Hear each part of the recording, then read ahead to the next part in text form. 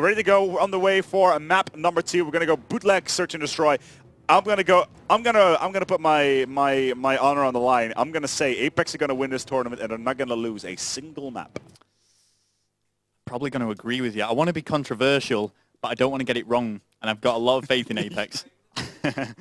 Okay, well, we have got to the camera angle of T1 this time. No, there we go, back up. Game is being set up. Search and destroy on bootleg. Currently 3-0 to apeX in this best of 9 series. They have 2 more games to go, and they will be crowned victors of Reflex GT8. Let's hop on board with apeX straight away. We got a PP9, we got an ACR, PP9, and an ACR. So it's pretty... Ooh, ACR suppressed. There's something I haven't seen in a while. And it's going to be the ACR being wielded by McGee. Comes as no surprise. Tommy gets first blood. Gataga following it up against T1. And there's McGee with that absolutely sexy sounding ACR with just have some serious issues picking up his kill. Excellent. Excellence getting himself 2 back-to-back. Gataga having nothing of it. But still, it does put down a little bit of a gauntlet on the bridge. Yeah, Excellence was in a horrible situation there. He was quite literally being swarmed by the apeX team. Did an amazing job to actually take out 2, but it was just proving to be too much to him. Eventually, he was silenced. Round number 1 goes to apeX. apeX will pick up the first one. You want to know what I think? Go on. 4-0. 4-0. 4-0.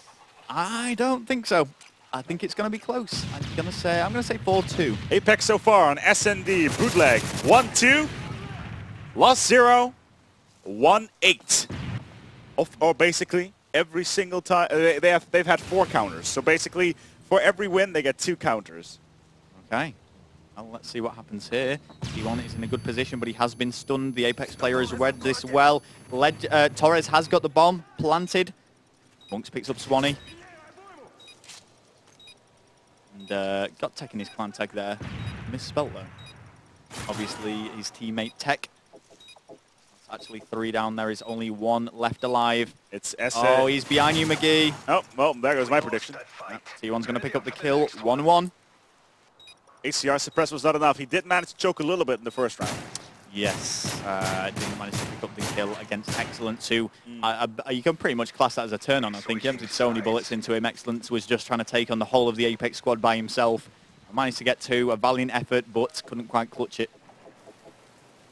Here we go. Let's see what they're going to do here. I see MP7, PP9, MP... Oh, this looks like a full-on rush.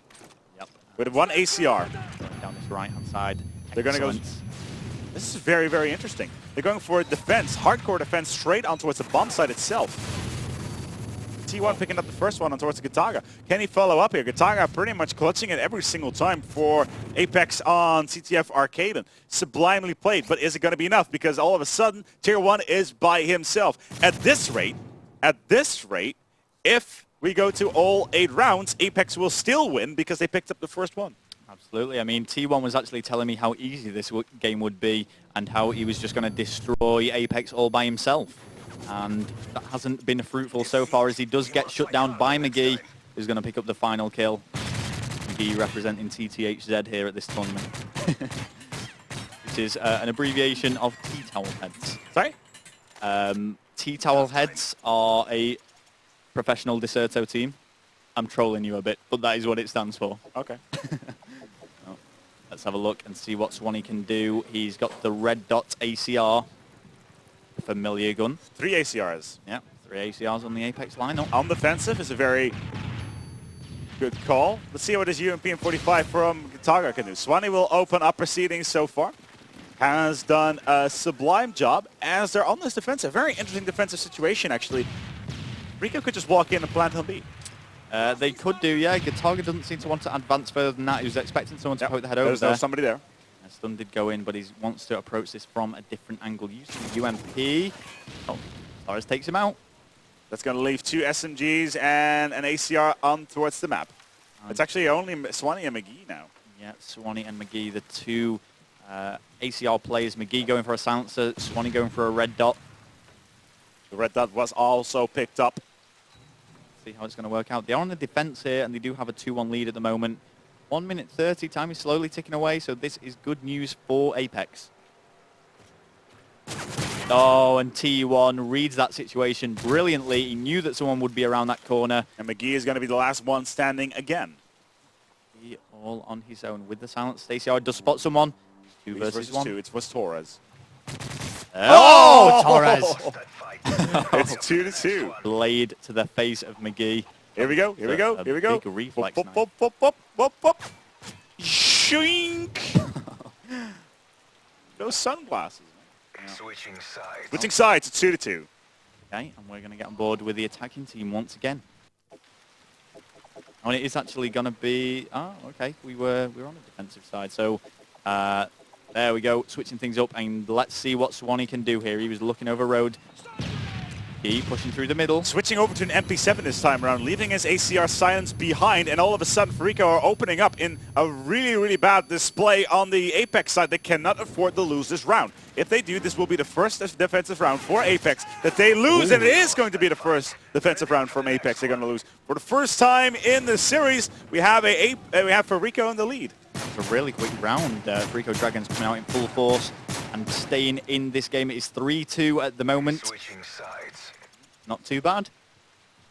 Let's have a look and see what can happen. We'll switch over teams once again, get with the attacking side. And as they are 3-2 up, Fariko Dragons are looking set to actually take this map.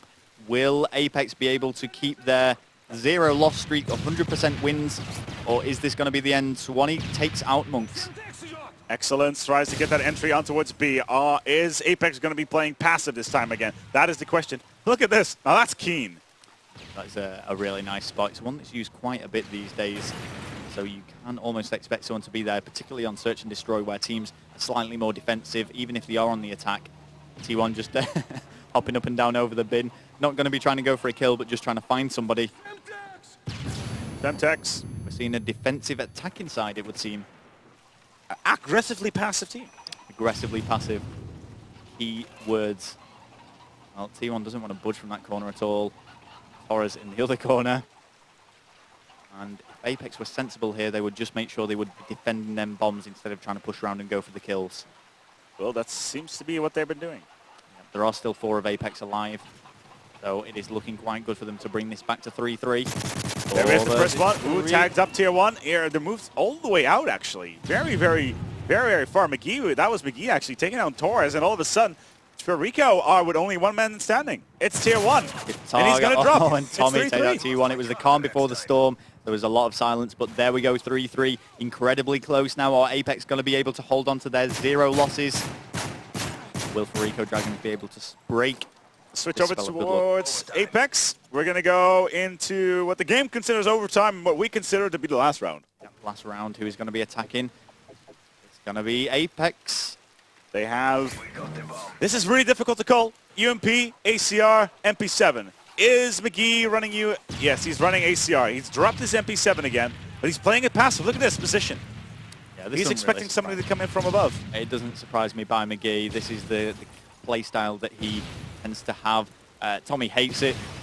I can imagine. Tommy has to push in. It's very French. Target lives by his own rules. He just does whatever he feels like. And you will probably see Swanee keeping quite far back as well. This is a slow attacking round from apeX. Look at Tommy. Creeping in from the... Do the creep. Yeah. And he's just trying to look through the foliage in the middle of the map. Nobody's running through. Monks will open up proceedings here. Swanee is down. Gitaga will be called out. Ooh, they know where he is. Gitaga a bit slow to react there, but does escape the gunfire. As apeX are on the attack, it is them that are going to have to make the first move. We have the camera now as well on tier 1. Look at that face. That is the face of an intense player looking to jump right on top of his target, i.e. jump up when they pick up the first map against apeX in his tournament. Gitaga not even trying to commence the proceedings because the bomb is down. They cannot go for a plant even if they wanted to. McGee, on the other hand, is completely on the other side of the map. Tommy playing it keen. Very, very slow. They just don't want to go in. That's Torres taking down Tommy. That should be McGee picking up that kill. Is it going to be the case? McGee's actually running away. He doesn't want to contest it. It's going to be 2 versus 4 here, and time is running out. There's less than a minute. McGee needs to start being a little bit more aggressive. He's going to have to put himself into a dangerous situation. I imagine that Monks knows that the bomb is down. He's certainly found McGee. Well, McGee hasn't at least shown the enemy team where he is by firing his ACR. There's just not going to be enough time to do this. They've just played it way, way, way too slow. And it's only now that we're seeing him make this move towards the bomb. Even if he does pick that up, there's going to be people waiting. Excellence takes out Gataga. McGee is on his own for the 1 versus 4. This is going to be the first losing round for apeX here. Yeah, but I think he knows he can't do this, so he's just going to run, run in there with his Magnum.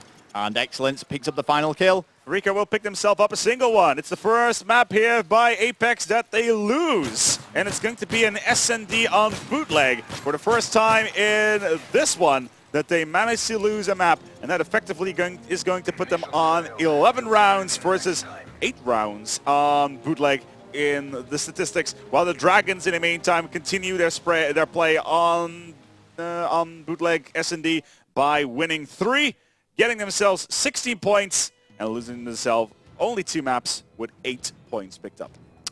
Okay, so we're going to be going on to a capture the flag map. Let's not forget that was an incredibly close search and destroy, though. It wasn't a complete domination by Fariko Dragons. They did struggle somewhat, but got the better of apeX. So capture the flag. We saw the first capture the flag. Very strong, very, very strong initial play from apeX.